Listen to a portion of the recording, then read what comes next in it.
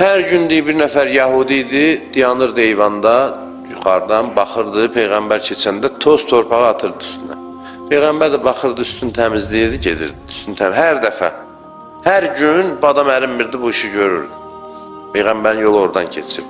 Gözləyirdi ki, mən Peyğəmbərin üstünə toz torpaq atım.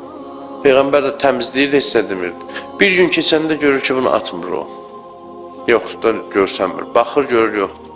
Gedir, qapısını döyür.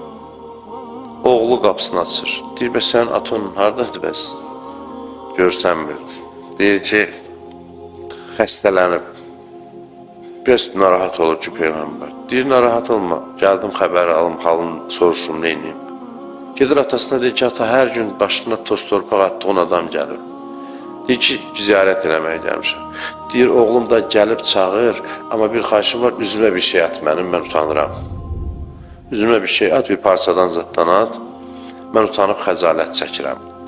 Deyir, üzünə parça salır, Peyğəmbər gəlir, içəri daxil olur, salam əleyk filan, deyir, çəkin üzündən parçanı. Deyir, bir şərtlə icazə verirəm üzümdən parçanı çəksinlər. Əvvəl müsəlman olum sonra, yoxsa heç üzvə baxa bilmərəm. Elə bu halda əvvəl iman gətirim, müsəlman olum sonra. O şəkildə o Yəhudi iman gətirir Peyğəmbərə. Həmin vəziyyətdə.